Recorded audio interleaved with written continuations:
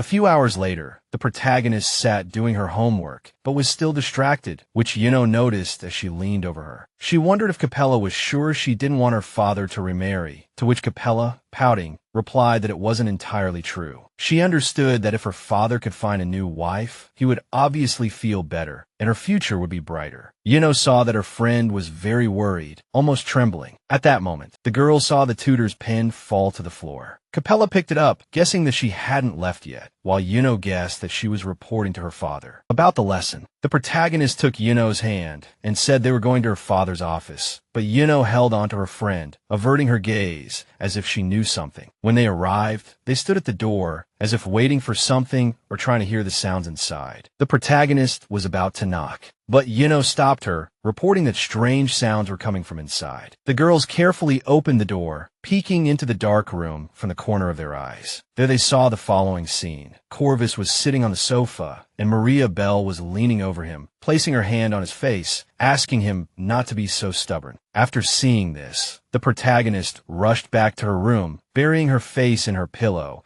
screaming incessantly that she never wanted to see anything like that again. But on the other hand, she understood that if Maria Bell really became his wife, then they would definitely develop a deeper relationship. Terrible images immediately began to flash through Capella's mind, causing her to jump out of bed and scream in terror, then fall back onto the bed, hugging her pillow. Then, the girl heard a familiar voice next to her. It was Roy. The protagonist apologized to it for waking it with such a loud noise. She looked quite sad, looking at her little friend. The protagonist said that she wished it were a person. The bird turned to her in surprise. Capella recalled that they had known each other since birth, and she believed that she and Roy were tightly bound by fate. The protagonist immediately began to fantasize, thinking that if the bird were a person, it could very well become her friend, sister, or older sister. She hugged it, smiling, reminding it that neither of them had a mother, and they could share their troubles with each other. Capella was sure that her days would only get more interesting. She placed the little bird on the pillow, and the protagonist suggested they sleep together today. Looking at Roy, the girl said she loved it and sincerely hoped and asked that it would always stay with her. In her past life, Roy hadn't been there, and even if Capella couldn't change the future, at least she could ease her burden. This little bird was very precious to her. The girl fell asleep, a tear rolling down her cheek as she called her little friend's name, repeating that she loved it. The next day, Clovis stood by the exit, Capella and Maria Bell accompanying him. He explained that he needed to go to the castle today. The girl replied that the man could leave the children with her. He bent down to his daughter, telling her not to cause any trouble, while thinking to himself how much he would miss her, pondering why she couldn't just fit in his pocket so he could take her with him. The girl thought he was being very strange. A while later, the girls were in another lesson, listening to Maria Bell talk about the previous king who had passed away 15 years ago. Capella wasn't listening at all. She was thinking about adult love because she felt that at that moment in the room, the teacher and her father must have done something, their relationship taking a step forward. The teacher noticed the protagonist's absent-mindedness and asked if she was listening. Without thinking, she replied that she didn't know, which startled both Maria Bell and Juno. Realizing what she'd said, the protagonist immediately apologized. The teacher closed the book, sighed, and said that Capella couldn't concentrate at all today. So she said she had a request for the protagonist. The girls immediately looked at her in surprise, waiting for what she would say next. A little while later, the three of them were standing at the entrance to the treasury. Apparently, Maria Bell had asked the protagonist to show her this room, and memories of the explosion flashed through the girl's mind. Opening the door, she led her guests inside. They gasped in amazement. Capella recalled how her father had strictly forbidden her from entering this room. Maria Bell looked around, embracing the girls and saying that all these treasures were very impressive. Then they separated, leaving the teacher alone to admire the artifacts. Juno suddenly approached the door. Capella noticed this and asked if there was something wrong with it. She nervously replied that there wasn't and that she could open it. The protagonist didn't understand what her friend meant. Just then, Maria Bell called the girl over to her. The saintess was sure that the protagonist had left, then went back to continue her strange actions. The teacher showed Capella a plate, and the girl wanted to touch it. The woman, commenting on how beautiful the vessels were, reached out to them. But then the protagonist sharply cried out that it was better not to touch them. She shared that the last time she tried to touch it, her father had scolded her severely. His expression had been so frightening that it still brought the girl to tears when she remembered it. As Capella was recounting this, Maria Bell carefully reached for the pearl, trying not to attract attention, but Juno noticed, and apparently so did Roy, as it jumped down from its mistress's shoulder. The little bird flew straight at the teacher. She was very surprised, but completely unprepared for it to peck her hand. The woman jerked her hand back, and the treasure fell to the floor. Enraged, she flung the bird away, screaming that it must be sick. The bird crashed to the floor. Capella immediately picked it up, looking angrily at Maria Bell. She didn't understand why the woman had treated her little friend that way. Maria Bell shrieked that Roy had attacked her first and demanded that the protagonist get rid of the savage bird. Capella didn't like this talk directed at her friend and began to feel indignant. Capella loudly explained that her bird wouldn't attack anyone without reason. Maria Bell showed her hand, demanding to know why Roy had suddenly pecked it. Juno caught sight of the pearl that the teacher had been trying to steal lying on the floor. She picked it up and hid on a shelf. The protagonist suddenly turned to her friend, pointing at the woman, and asked if the saintess had seen what Maria Bell had been trying to steal. For some strange reason, she lied and said she hadn't seen anything. Hearing this, the woman smugly tossed her hair back over her shoulder, as if thinking she had won. Capella looked at her disapprovingly, holding the bird tightly in her arms, while the teacher insisted that she would personally report Roy's actions to Clovis. Then Maria Bell sneered, looking down at the girl, and said that she would be very interested to see the man's reaction to this situation. The next day, Clovis sat opposite the girl, apologized profusely, and then placed the promised envelope of money in front of her, subsequently informing her that the Ascian family no longer wanted anything to do with her. Maria Bell's eyes widened, and she cried out in surprise, refusing to believe what she was hearing. The girl became nervous, asking him to wait, and tried to explain that she had only brushed away the bird that had injured her arm. Clovis, however, stood firm, explaining that Roy was like a mother to Capella. He understood that the bird had been caring for his daughter, that Roy was incredibly important to Capella and therefore important to him too. Capella was quite surprised when her father said that Roy was practically the apple of his eye. Then Clovis suddenly smiled and embraced Capella, along with her feathered friend Roy, saying that since Roy acted that way, it meant the bird was protecting his family. These words deeply touched Capella's soul, but Maria Bell considered it absurd nonsense, and she said so quite directly. To her, it was strange that a bird was considered a mother, and Capella abruptly told her to shut up. Capella pointed her finger at Maria Bell, reminding her that she had been relieved of her duties as a teacher. So Capella, looking at her with a terrifying gaze, demanded that the woman leave the house as soon as possible. Capella asked if she wanted the daughter of death to hate her even more. This frightened Maria Bell. Maria Bell fled in a panic. Clovis called out to his daughter, asking if she was sure of her decision, as this woman could have become her mother. Capella turned to him, asking what he was talking about, since he had just said that Roy was like her mother. Then Capella even reminded Clovis that she still had Grace and even Prince Oberon, and of course, Capella didn't forget to mention her father death. This greatly surprised Clovis, and he looked at her with wide eyes, while Capella said that they were all her family, and that was enough for her, despite the somewhat strange combination. Then, realizing what she had said, Capella began to apologize to Juno, asking her not to think that her friend considered her any different. Clovis also turned to Juno, asking her to tell Lord Ophelia that the engagement was off. Juno nodded, and Capella was very surprised to find out that her friend knew everything. The Saintess explained that her father believed that she could help them improve their relationship, and after that, Juno left them. Juno went home, and so the father and daughter were left alone, sitting silently side by side. The situation was a bit awkward. Clovis suddenly spoke up, asking if the relationship between parents affects the child, as he was thinking about his daughter's adolescence, and how much he still loved her. All these thoughts were extremely confusing to Capella, and now she didn't even want to hear them. Capella jumped up from her seat, blurting out that she wasn't fighting with him. Clovis was surprised and asked if that was true. Capella looked at the floor, still thinking that he should find a wife, and then she realized she couldn't stand it. At this moment, a photograph of Maria Bell was burning, a hand carefully pinching the edges of the photo, ashes scattering everywhere. The person burning the photo turned out to be Juno. Looking at the burning photo, Juno said that the woman turned out to be completely useless and could no longer be used. Then a man's voice came from behind her. It was Juno's adoptive father, and as soon as he entered the room, he knocked Juno to the floor, stepping on her back with his foot, thereby showing his superiority over her, and asked if she had recently visited the Ascian family. Juno, lying on the floor, said that Capella seemed to be going to study at the Hercules Academy, and he thought for a moment, realizing that Charlotte was going to study there too. Then he stepped even harder on the Saintess's fragile back, telling her to stop bothering him, as he had already sent his own daughter to the academy, something Juno couldn't even dream of. The man kept saying that Charlotte must become Prince Oberon's wife, while Charlotte was standing behind the door, eavesdropping on her father's words. Hearing these words, she turned and ran away. Charlotte ran as fast as she could, crying and cursing her father because she didn't want to marry the prince. She liked Lacquer and wanted him to be her husband. Recalling the scene where Lacquer protected Capella and not her, Charlotte understood that it was Capella who had taken him away from her. She wasn't going to forgive Capella for this, as she believed that only she deserved the best. Now Charlotte was only thinking about revenge on Capella. She was angry at everything around her, crying and holding a mirror in her hands. For Charlotte, it was love at first sight when Lacquer introduced himself to her, looking at her with all his heart and smiling at her. He bowed to her like a true gentleman. Seeing him, Charlotte's soul seemed to sing. When they said goodbye, both fathers hoped for a successful collaboration between the two families. Charlotte immediately ran to her father with a smile, telling him that she wanted to marry Lacquer. A creepy smile spread across his face as he announced that his daughter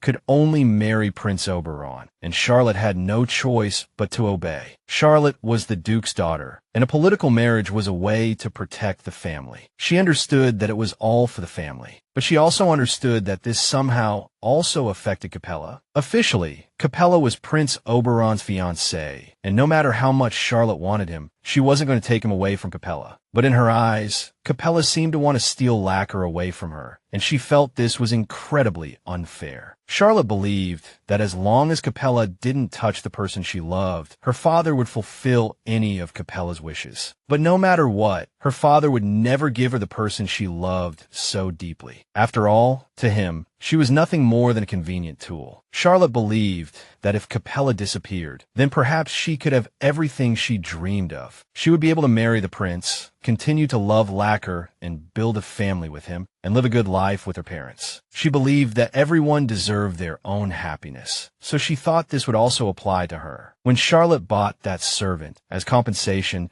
she also took another girl, Rachel. Charlotte received a necklace. It was clearly a cheap gift, but she believed it was a piece of jewelry Lacquer had specially prepared for her. Charlotte shyly asked him if he could help her put it on. The boy smiled and agreed, and had Charlotte turn around so he could help her fasten the jewelry around her neck. She understood the disparity in their social statuses, but she believed there was still a possibility for them to love each other. Lacquer noticed the servant girl running towards the guard who had just been bribed, and he turned to watch this heartwarming scene. They were happy to see each other, rushing towards each other with tears in their eyes and embracing. At this moment, Charlotte noticed nothing but the necklace given to her by the person she loved deeply. Afterwards, the boy said goodbye to his friend, and a while later, she waved goodbye to his carriage, anxiously awaiting their next meeting. Then Charlotte turned to the servants and announced that she needed to write a letter now, a cunning expression on her face as she spoke. One day, Capella was sitting at the table when her father brought her a large pile of books, causing her to gasp in surprise. He looked sternly at his daughter, asking what that gasp meant. He himself was thinking that if she was tired, he could arrange a day off for her. Overall, all this studying wasn't really necessary for his daughter, but the girl replied that everything was fine and she was ready to study. Eventually, Capella's father began to push her to study various subjects. The lessons were very strict, and it was impossible to relax for even a moment. That day, as Capella was finally ready to begin her next lesson, there was a sudden knock at the door, and both of them turned their heads at the sound. Grace appeared in the room, apologizing for interrupting the lesson. She said Capella had received the letter. She was allowed to enter and deliver the letter. Capella took the envelope and opened it. The girls read the contents of the letter and were horrified by the words inside. It was an invitation to a party celebrating Charles's birthday. Capella looked pitifully at her father and asked if she had to go. The man recalled Prince Oberon saying with his own mouth that he would be waiting for them at Charles's birthday party, implying it was worth going. The protagonist was troubled by a very strange feeling, because in her past life, she hadn't received any invitation from Charlotte, meaning trouble was now clearly unavoidable. On the day of the party, a young girl was maliciously laughing and whipping someone, clearly deriving obvious pleasure from another's pain. A tired Charlotte paused, tried to catch her breath, whip in hand, then looked up at her victim with a satisfied smile. Her foster sister lay on the floor in front of her, tied up with rope, her face covered in bruises and blood. Charlotte looked at her terrified foster sister, thanking her for her patience. Then the butler's voice came from the stairs, calling for Charlotte, explaining that her guests were already waiting for her. She turned to her sister, explaining that she would be busy today, then thanked her for the,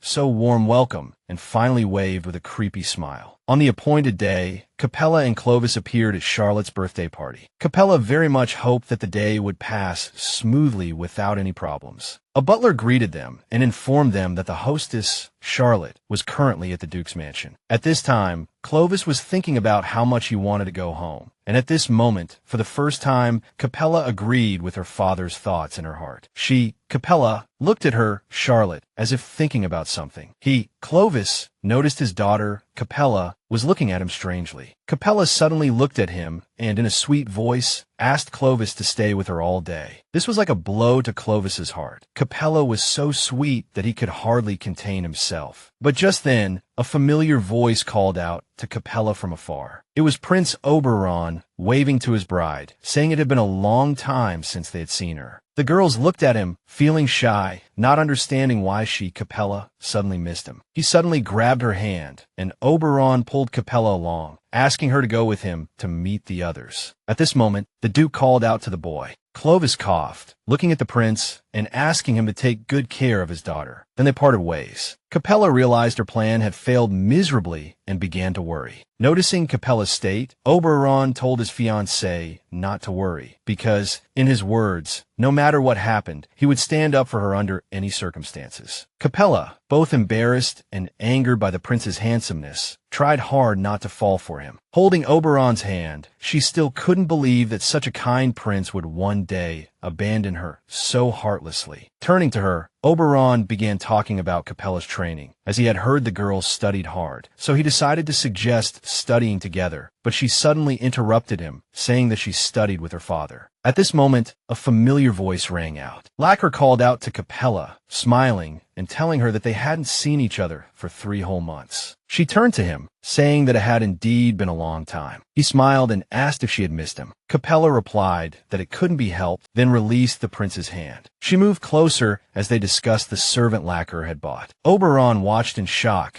as his fiancée let go of his hand, while Lacquer pointed to the crowd, for the person he had bought from Charles that day was there. People gathered around, looking at someone in surprise. In the middle of the crowd stood the guard from before and a petite, bright girl. Capella, struck by her beauty, couldn't understand who she was. But Lacquer called them closer, and the girl and the man came towards them. She immediately bowed to Capella, thanking her for helping her brother. Hearing this, Capella couldn't digest the fact that this fragile, bright girl's brother was him. Capella asked in surprise if this was true, and they looked at her silently. Then the blonde girl giggled sweetly, her brother leaning towards her, while Capella was indignant that they looked so unlike. Then the unfamiliar girl suddenly ripped the bandage off the guard's eyes, pointing to them. They were exactly the same as hers. The girl asked if they looked alike now. Capella took a surprised step back and suddenly started to fall, but Lacquer caught her, holding her hand and looking directly into Capella's eyes. Capella awkwardly apologized to her friend, and he told her to be careful. Oberon, watching all this, was furious, as Capella was his fiancée. He composed himself and, smiling, asked her to introduce the stranger, Lacquer, to him. Capella turned and, pointing to Lacquer, introduced him to the prince. The prince, smiling, declared that he would soon be Capella's brother. Oberon tensed up, replying that he had only recently heard that things hadn't been fully decided. But Lacquer claimed he certainly wanted to be the girl's brother. Lacquer put his hand on Capella's shoulder and, grinning, asked the prince if he would become a brother-in-law. This question really upset the prince, and he could barely contain himself, considering the boy who was talking to him to be impudent. But then, a clear, girlish voice rang out nearby.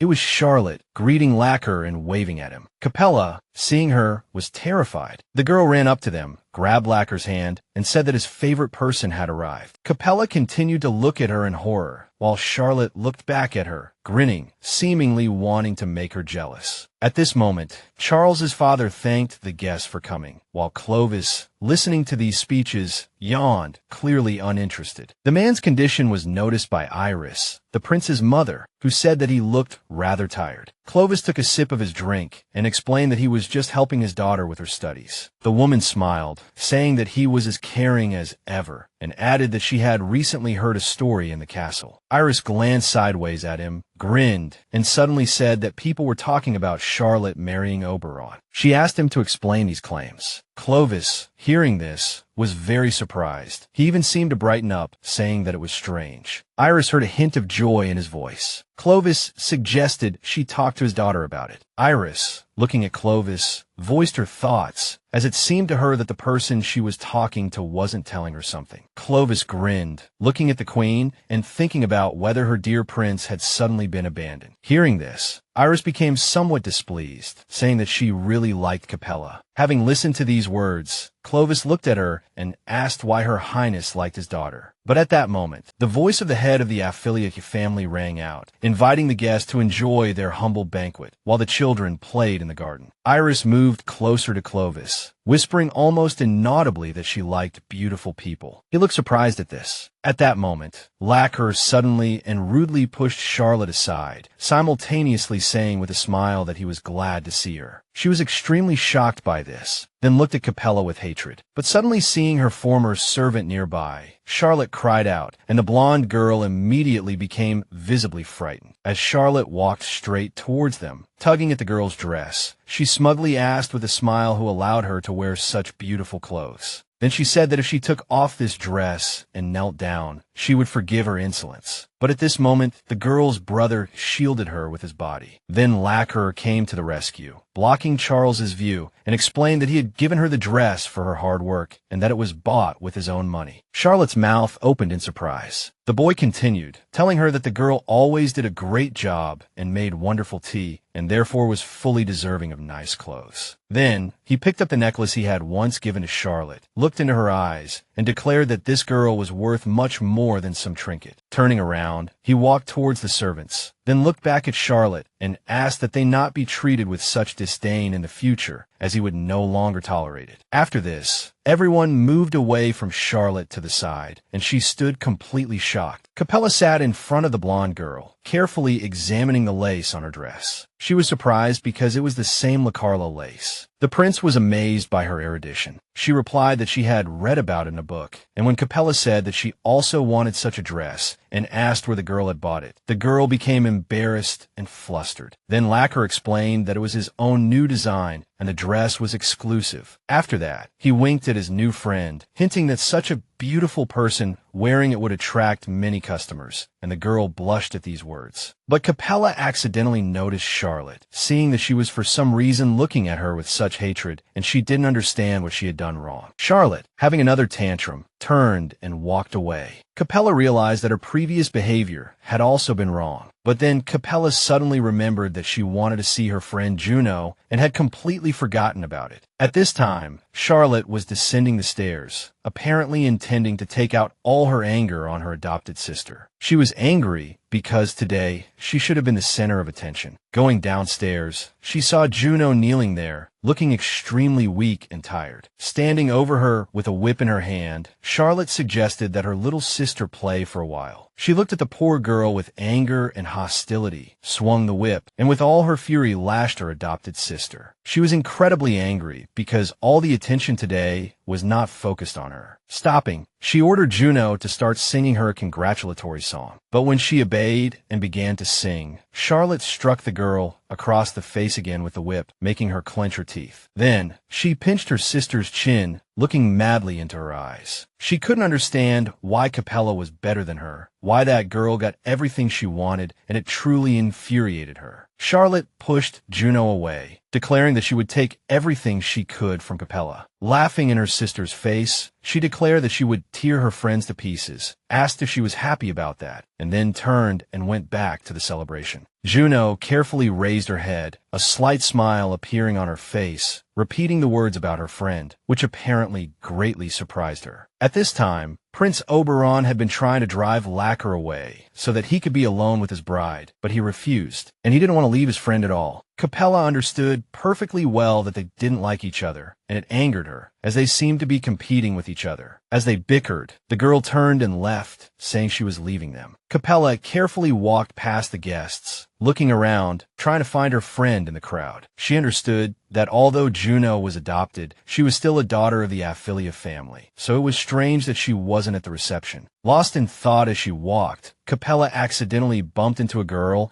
and immediately apologized for her carelessness. But the girl just coughed in response and quickly walked away. Capella found this strange. A little while later, Charlotte appeared before the guests, thanking everyone for visiting her on such a wonderful day and saying she had prepared an exciting game for them. Charlotte Ophelia smiled as she introduced the game, Charlotte Ophelia's most desired gift. She explained that somewhere within the mansion lay the item she desired most, and whoever found it first would win a prize, a piece of jewelry from the birthday girl's own jewelry box. The surrounding girls, upon hearing this, were overjoyed and filled with anticipation, but Capella remained indifferent. The moment Charlotte announced the start of the game, everyone bolted from their seats. Capella found the whole affair rather silly and had no desire to participate, but it seemed like the perfect opportunity to find her friend, Juno. Just then, Oberon called out to Capella, asking if she had heard about the game. Lacquer appeared nearby, smiling as he remarked that if the prize was jewelry, he could easily acquire any piece of the highest quality. The prince immediately stiffened, then began to assert his own wealth. Lacquer bowed to Capella, proclaiming he would gift her a gold necklace set with golden gems. Capella understood that she might have enjoyed such things before, but after having died once, she had lost all interest in them. She admitted that she desired something more than jewels, and continued on her way, stating she wanted to be alone for a while. The two boys were quite surprised by this, but they didn't follow. Entering the mansion, Capella began to look around, her goal to find Juno. But despite searching everywhere, she couldn't find a trace of her friend. She felt a strange atmosphere pervading the place. Despite the many guests within the mansion, the hallways were deserted. Just then, Lori flew from Capella's shoulder and darted forward. Before Capella, she saw a door with a sign indicating it was Juno's room. Capella approached the door and knocked gently, calling Juno's name and letting her know it was her. But there was no response, so Capella decided to enter. She murmured to herself and slowly opened the door, immediately apologizing, but the sight before her left her stunned. A girl sat on the floor against the wall, blood flowing from her mouth and staining her dress. Memories of the past, of someone framing her, of Oberon's murder, flashed before Capella's eyes. She screamed in terror. Her scream reached Lacquer and the prince, who turned in alarm towards the source of the sound. Capella covered her mouth with her hand, staring in shock at Juno's body, unable to believe what she was seeing. Just then, the two boys arrived, seeing her in one of the rooms and rushing toward her. Oberon immediately sat beside her, asking if she was all right. Lacquer, meanwhile, immediately turned his attention to Juno by the wall. Capella rushed towards the prince, looking at him fearfully, claiming she had done nothing wrong. She was terrified that everything would happen again, that death was closing in on her once more. But then, Oberon embraced her tightly, saying he knew perfectly well his bride had nothing to do with this. This stunned her. She wondered if he truly believed her.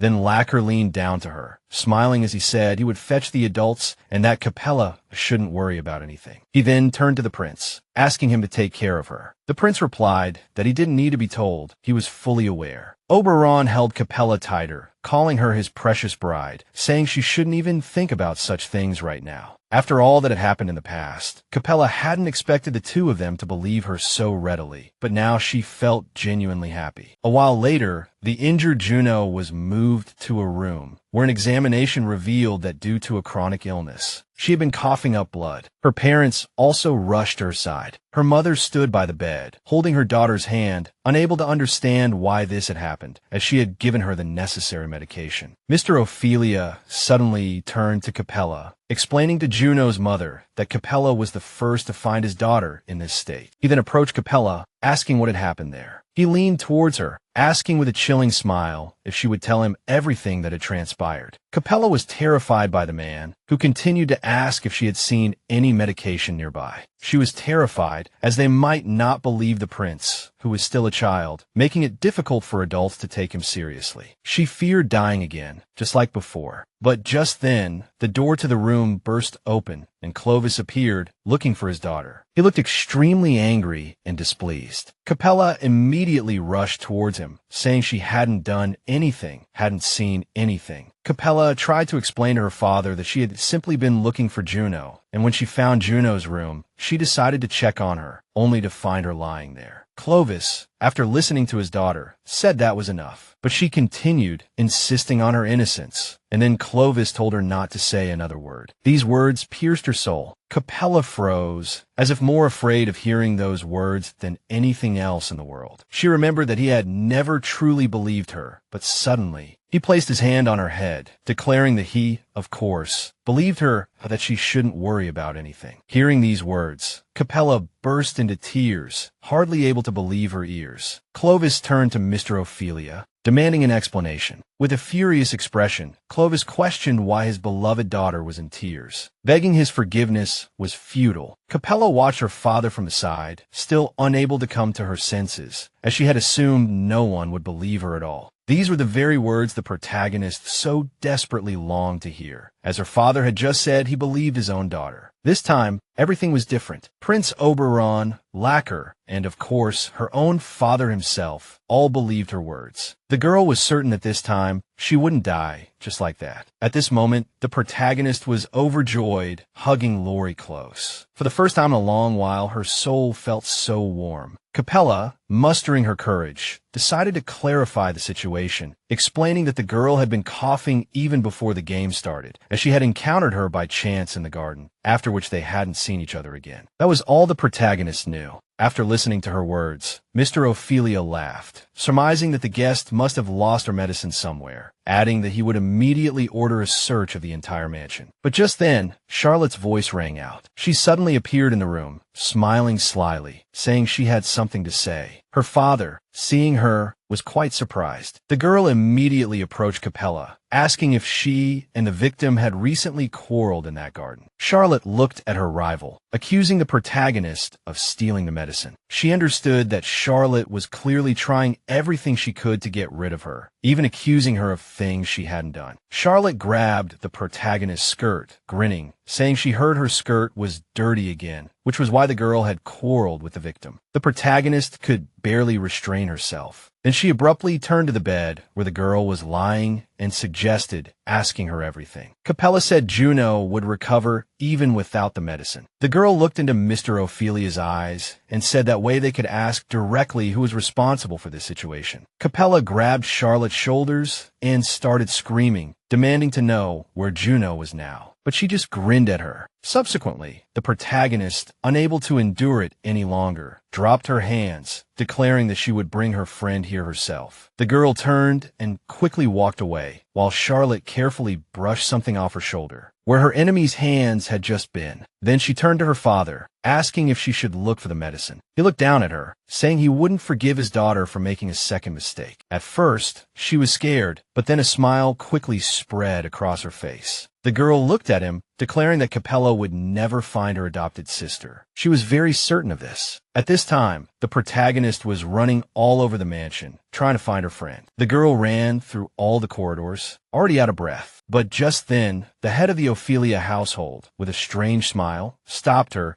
saying she shouldn't exert herself so much and that it was best to leave this matter to the adults. But the girl shook off his hand. Capella looked at the man, declaring that she was the type of person who never shied away from a fight. After that, she ran off to continue her search, which greatly angered the Lord. The protagonist realized that Juno was unlikely to be inside the mansion and guessed that she might be in some suspicious place. Then she remembered a place, the dungeons. Immediately heading there, she was about to question the knight guarding the passage. But just then, someone's hand covered her eyes. It was Lacquer, who emerged from behind her with a smile, looked at her, and winked at his friend. The boy asked if she would like to have a cup of tea with him. Without waiting for an answer, he pulled her along. She protested, saying she had no time for tea at all. The boy replied that he understood. But just then, a girl's voice called out to Capella. A familiar girl was pouring tea in front of the protagonist, the very girl she and Lacquer had saved. Together with her brother, she offered Capella a cup of tea, inviting her to enjoy it before it got cold. Behind the maid stood her brother, who looked quite intimidating, so the protagonist felt somewhat pressured. The protagonist took a sip of the drink and immediately cried out in delight. This made the girl very happy. Lacquer explained that her dream was to work in the royal palace. As she and her brother rejoiced in their success, Capella asked her friend about their origins. He explained that they were both just commoners. He winked at the protagonist, asking if their status would change once there was a new queen, alluding to Capella's engagement to the prince. He claimed they needed to build connections. Then the maid approached them and,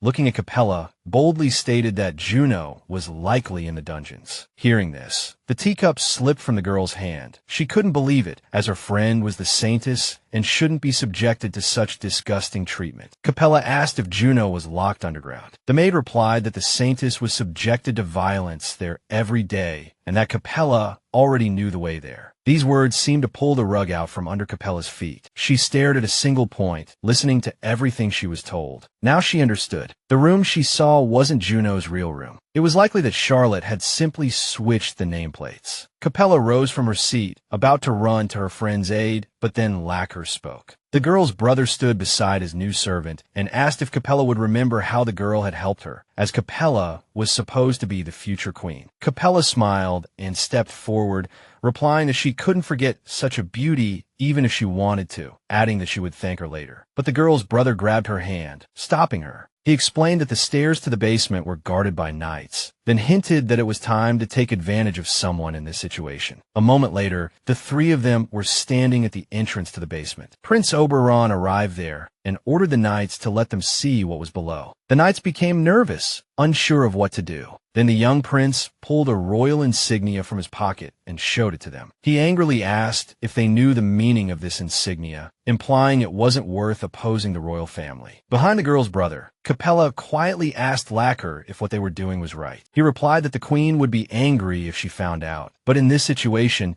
at least the prince was very useful. As they watched Oberon arguing with the knights, the girl's brother noticed that the prince loved Capella very much, and he told her so. This confused Capella somewhat, and he continued, saying that her fiancé wouldn't even ask any questions when his beloved needed help. Capella felt strange, because if she didn't know what would happen in the future, people would indeed think that way, so there was nothing to be happy about here. Oberon called out to Capella, smiling and announcing that they were finally allowed to pass. The knights immediately rushed off to report everything to Charlotte. The three of them wasted no time and went straight down, Capella, of course, leading the way. They slowly made their way through the dark and gloomy basement. Capella kept looking back and constantly covered her nose with a handkerchief, complaining about the unpleasant smell within these walls. She was surprised that her friend was actually being kept in such conditions. Then, unexpectedly, Lori flew off Capella's shoulder and ahead. The girl followed, and then in the distance, that she saw a solitary cell and the person inside. Approaching, Capella noticed Juno lying on the floor. She looked terrible, covered in bruises. She heard a familiar voice and opened her eyes. Capella immediately rushed to her, embracing her friend. She was both scared and angry at the person who did this to the saintess. Even forcing herself, Juno managed to smile. A man's voice and clapping came from behind them. It was Mr. Ophelia. He chuckled and said that he fully expected this from his adopted daughter's loyal friend, adding that her diligence was admirable, but he hadn't expected the girl to go this far. He approached Capella, declaring that she was clearly too engrossed in her own game. Mr. Ophelia restrained himself, saying that walking around someone else's house without permission was characteristic of an ill-bred lady. Capella, holding Juno, yelled at him, not understanding why they were treating the saintess this way. The man explained that this was called education, as it had been their family's responsibility to educate the saintess for generations, and although Juno was the saintess, she was originally an orphan, and she needed to become a saintess adored by the people. Mr. Ophelia explained that the girl couldn't make up for the lost education overnight, and would never be able to catch up to them in education, as dirty blood flowed through her veins. Having said these words, the man grabbed Capella's hand, demanding that she leave the divine education to those who already had experience, adding that she could return upstairs, while squeezing her wrist tighter. Oberon stepped in, drawing his dagger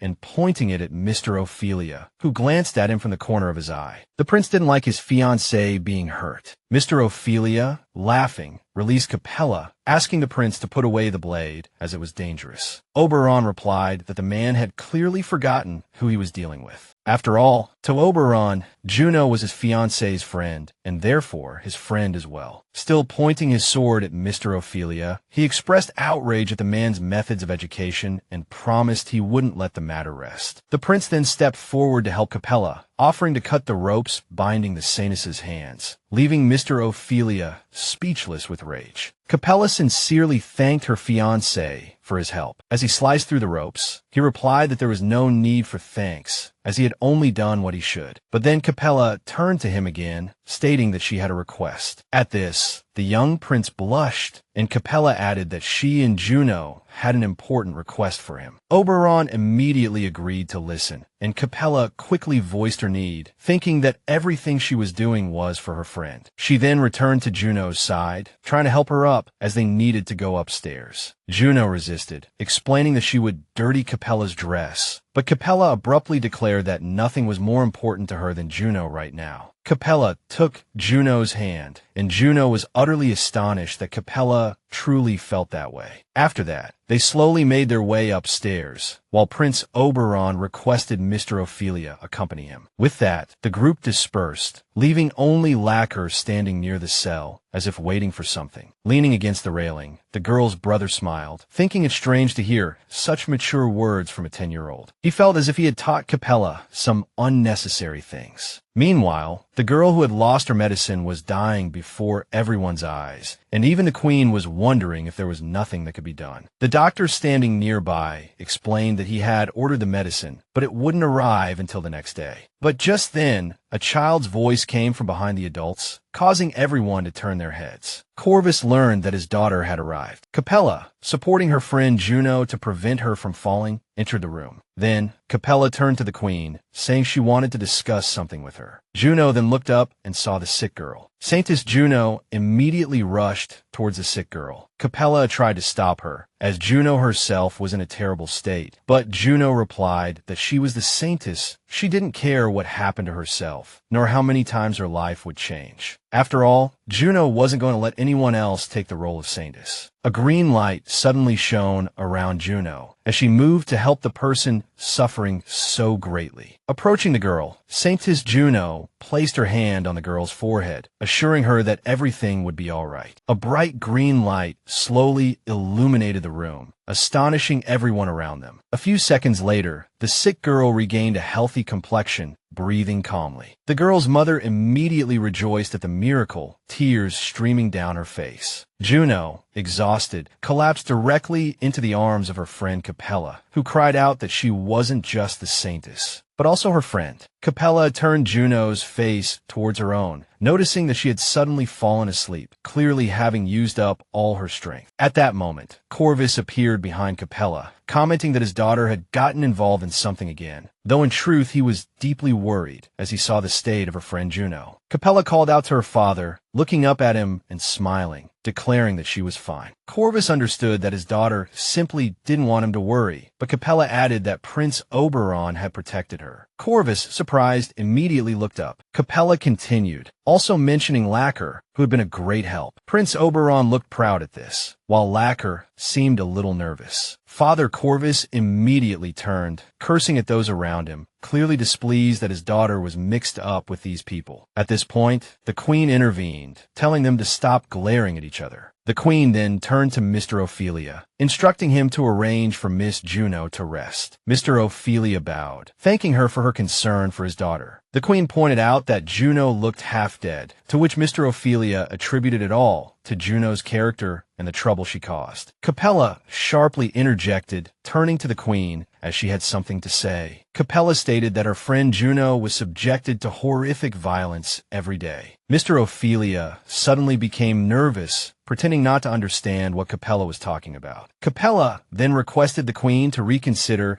the two ducal families' responsibilities in caring for the saintess. The queen sought to confirm whether Capella wished for her family to take over the saintess's care. Unexpectedly, Capella said no, claiming Juno was too much trouble. This surprised the queen and everyone around them, though the real reason wasn't that at all, as Capella herself was still at risk of execution, and therefore worried that it would also implicate Juno. Holding her friend Juno tighter, Capella understood that if they continued to treat Juno this way, things would end very badly. Corvvis wanted to intervene, but the queen stopped him with a single gesture, explaining that it was perfectly normal to speak one's mind frankly after patting the protagonist's head. The queen said that such childish courage was beautiful and told Capella to continue her efforts, contacting her without hesitation when she found anything that needed changing, as the queen wished to collaborate with her. Afterwards, she ordered Juno to be taken to the doctor and then returned to the others. First, she ordered her son to return to the palace. Just then, Charlotte intervened in the conversation, pointing at Capella and asking if they really intended to let the instigator of what had happened go free, claiming that Capella had stolen the medicine. She wanted her say heard before the protagonist, Capella, could run away with her tail between her legs. Meanwhile, Capella walked towards her, Charlotte, and, with a hint of sarcasm, looked at the girl, Charlotte, and asked if she really intended to frame her, Capella, with all of this. Capella recalled that earlier Charlotte had said someone had stolen the girl's medicine, then implied that she knew very well that the room didn't belong to Juno, because the mark was clearly not Juno's style. The protagonist, Capella, also remembered that her friend had a maid who worked in this mansion. After mentioning this, she immediately requested Lacquer's permission. He, Lacquer, replied with a smile that if she, Capella, wanted to, she could. But the prince was angered by the way the boy, Lacquer, spoke to his bride, Capella. He, Prince Oberon, said he would bring the maid who had recently exchanged the necklace. As soon as Charlotte heard this, she became nervous, and her father, Lord Ophelia, also started to lose his temper. The man, Lord Ophelia, turned to the girls and asked why they were arguing so fiercely, and if they were tired of it, as everything could be resolved. Clearly, his patience was wearing thin. But just then, Rory broke free from its mistress's shoulder and lunged at Charlotte, circling her, trying to drive her away, and screeching. Then something fell out of her, Charlotte's, skirt. With a jingle, it was a medicine bottle, which immediately attracted everyone's attention. The girl, Charlotte, froze, looking at the bottle in fear, and was about to rush over to pick it up, but then Corvvis stopped her, Charlotte, and picked up the bottle. He, Corvvis, noticed that there was still powder left at the bottom of the bottle. He was interested in what medicine it was. As soon as he, Corvvis, finished saying that they should ask the doctor what medicine it was, Charlotte slumped, realizing that her lie had been exposed. Her father, Lord Ophelia, slowly walked towards her. Lord Ophelia swung his fist and hit his daughter, Charlotte, the child, hard in the face. She, Charlotte, immediately fell to the ground. Everyone around was stunned, and the protagonist, Capella, gasped in fright. Corvvis put his arm around his daughter's, Capella's, shoulder and silently observed the situation. Charlotte looked up at her father, Lord Ophelia, in fear, her face already bruised and swollen. But then,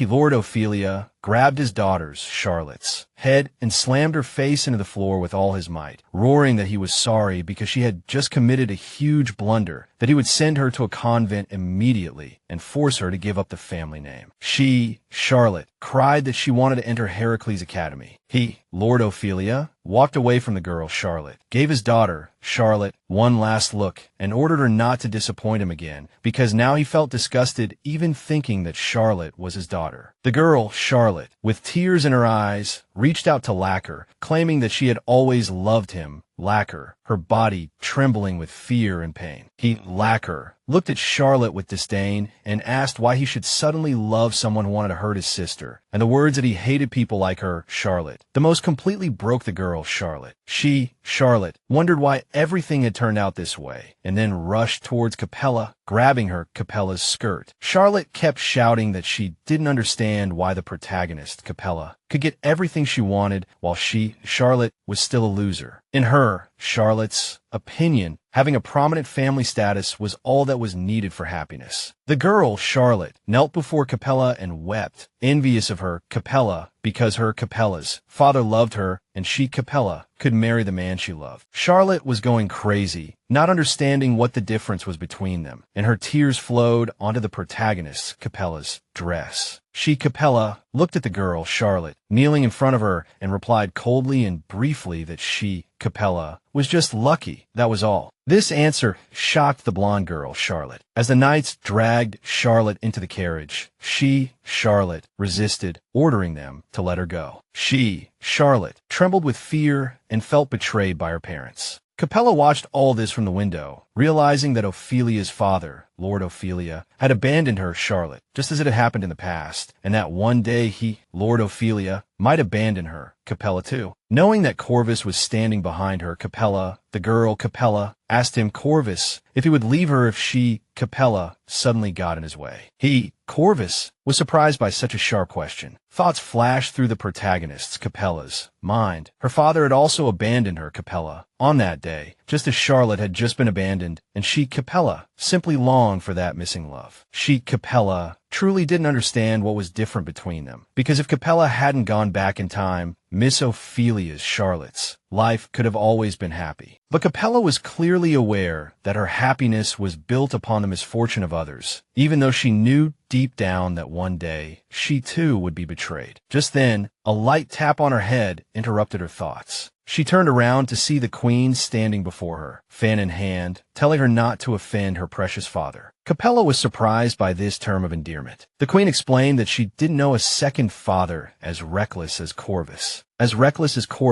Therefore, she wanted Capella to remember one thing. Even if the whole world turned its back on her, her father would definitely stand by her side. The queen stroked Capella's head and smiled at her, saying that she also wanted to be like him, but due to her position, she couldn't take sides. Then, pointing at Corvvis, she said he was willing to do anything to stand by his daughter's side, even abandoning his social standing. The queen looked at Capella and confessed that she was speaking as the highest-ranking woman in the country, so Capella could trust her. At this moment, Capella remembered that day, the day of the execution, because she had been present as well. The queen had looked to be in great pain then, and Capella didn't understand why she hadn't remembered this before. Capella tearfully apologized for her words, realizing that her heart had been full of anger that day, which was why she had felt the queen hated her. Capella apologized to the queen again, and then decided to confess her true feelings. Looking at the queen, Capella admitted that she had always thought the queen was just an eccentric old woman. These words shocked both the queen and Corvvis, as no one expected her to be so blunt. At that moment, Juno appeared at the door, apologizing for her sudden arrival. Capella, not noticing how angry her majesty was, immediately rushed towards her friend, delighted by her presence. She began inquiring about Juno's health. The saintess, Juno, thanked her, then smiled and reminded Capella not to forget that the saintess needed to be protected, otherwise it would implicate her family. The queen approached Corvvis, talking about the two girls. In her opinion, Juno seemed like quite a persistent young lady. Corvvis simply hummed with a smile. Capella was discussing something with her friend, letting out loud laughter from time to time. Prince Oberon stood beside them, joining in their conversation. They seemed very happy. Just then, Lacquer looked out the window and said his carriage had arrived. Capella replied that he could go ahead, but he smiled, approached Capella, gently lifted her chin, and looked directly into her eyes. She became flustered. The way the boy caressed her cheek and his unwavering gaze made her feel uncomfortable. Then, Lacquer did something completely unexpected. He kissed Capella on the cheek. She immediately blushed, unsure how to respond to this sudden intimacy. Prince Oberon, witnessing this scene, couldn't believe his eyes. Dumbfounded, he watched as his fiancé was kissed right in front of him. Afterwards, Lacquer waved to Capella, saying he hoped that, even with the age difference, they could become friends after he entered the academy. Capella stood silently, her hands still covering her cheek, simply watching her friend leave. Prince Oberon suddenly came to his senses and exclaimed, asking what the relationship between Capella and Lacquer was. In the background, Corvvis was already burning with rage. Capella replied that he would likely become her older brother. Her father, Corvvis, interjected, saying the matter hadn't been settled yet, and he himself wanted to slaughter the boy. But Prince Oberon loudly retorted that siblings don't usually kiss. Just then, the queen grabbed his ear and dragged him home, explaining as she dragged him that if she didn't take him away quickly, his strange train of thought would go who knows where. So they hurriedly said their goodbyes and left. Capella waved them goodbye, wondering if these two had always been so noisy. Then, Juno's voice came, smiling as she said how lively everyone was today, and that she had come specifically to thank her friend for her help. The saintess, Juno, held Capella's hands, expressing her sincere gratitude for everything she had done today. Smiling, she explained that she was willing to do anything for Capella. Juno lowered her eyes and suddenly asked Capella if she liked her. Capella answered affirmatively without hesitation. Juno thanked her for her honesty and sincerity. A while later, Corvvis and Capella were sitting in the carriage on their way home. Corvvis suddenly spoke, saying he had something to tell his daughter. Capella immediately thought it must be because she often used the prince for her own purposes. But her father unexpectedly said that no matter what happened, he would help her, which surprised Capella. Corvvis continued, saying that even if he were to be crushed to pieces, lose his voice and sight, he would do whatever it took. He moved closer to his daughter and added that he was even willing to bet his life for her, because in this world, apart from Capella, he cared nothing for anything else. Therefore, he told her not to forget this. The girl lowered her head and asked if her father would change his mind even if she suddenly did something bad, something that made the whole world hate her. He looked at her and replied that he wouldn't. He himself thought that for him, it would be a gift of fate, meaning he was the only one who loved his daughter with all his heart. Then it suddenly occurred to Corvvis that this was the perfect plan to stand against the whole world with Capella. The girl tensed up after hearing her father's thoughts. She didn't know what to do, as it was hard to believe that this man had left her for no reason that day, thinking it was due to the circumstances, but she didn't know if she could trust him 100%. Capella looked up at her father and suddenly reminded him that it had been a long time since she had sat on his lap. He was surprised by this, saying that she had already grown up, despite the fact that he himself wanted this very much. The man took his daughter on his lap, smiling and stroking her head, saying that she was too troublesome, and she smiled back at him. The next day, Juno was already in her room, talking to her stepfather. He asked if she needed to go to church and told her not to overwork herself with her studies. She smiled and thanked him, calling him stepfather. When he turned around, she suddenly addressed him as father. He spun around sharply, looking at his daughter in shock. But then the saintess abruptly changed her mind, saying she didn't need anything. After he left the room, Juno sat at the table with a book in her hands, looking out the window, realizing that she had suddenly lost her composure. Looking at the sky, the girl realized that thanks to Capella,